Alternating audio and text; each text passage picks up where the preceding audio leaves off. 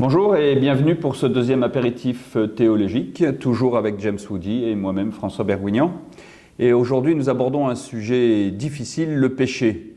Ce péché qui dit beaucoup de choses et on ne sait pas toujours trop ce que ça veut dire.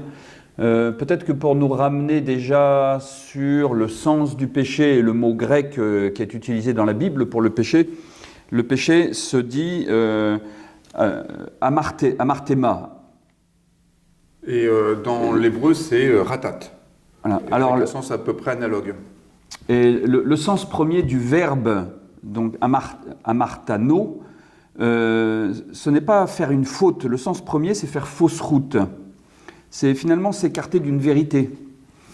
Donc déjà, le péché, dans ce sens premier, nous dégage de l'idée de la faute morale à laquelle on pense en premier. Oui, le péché a plus rapport avec notre condition humaine, qui est la condition de finitude. Hier, je rappelais l'expression d'Anna Ouzio, nous sommes comme du bois courbe. Il y a cette idée selon laquelle nous sommes toujours en deçà de ce que nous pourrions être, ou un peu à côté. Et j'aime bien ce que dit l'apôtre Paul, je trouve que c'est assez juste par rapport au péché, quand il dit « Le bien que je voudrais faire, je ne le fais pas ». Et le mal que je voudrais éviter, eh bien je le fais quand même. Vous voyez, il y a cette idée selon laquelle le péché, c'est pas d'abord le mal que l'on inflige à quelqu'un, c'est cette ambiance dans laquelle nous sommes toujours un peu à côté de nos chaussures, pour le dire un peu rapidement. Et on aime bien rappeler dans nos prédications que le péché, c'est avant tout un lien rompu entre nous et Dieu.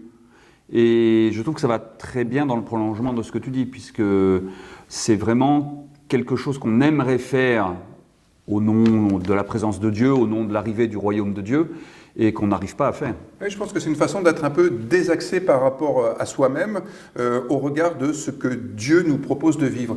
Et je repense à cet épisode biblique Genèse 3, où on dit toujours que c'est le récit du péché originel. C'est un texte où il n'est pas question du péché, hein. Il n'y a pas le mot péché qui arrive dans l'histoire d'Adam et Ève avec le petit pique-nique dans le jardin. En revanche, ça finit sur la honte de l'un devant l'autre.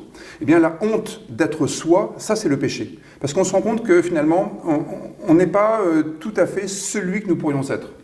Et ça reprend cette idée de Tillich. Comment réussir à accepter d'être accepté en dépit du fait qu'on est inacceptable? Donc on n'est pas tout à fait à l'image de Dieu. Eh bien, nous sommes à l'image de Dieu, mais on n'en profite pas complètement. On est un peu réservé, on est un peu en deçà.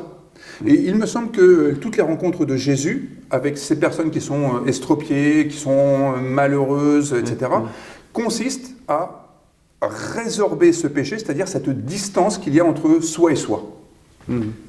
Donc en redonnant une dignité à toutes ces personnes, finalement, on passe à travers le péché qui serait la maladie ou des choses...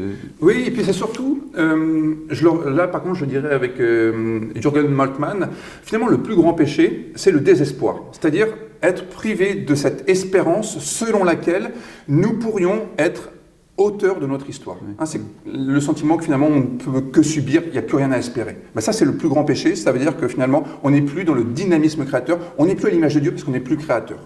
D'accord. Bon, merci. et puis demain pour la suite. Et rendez-vous à demain. Au revoir.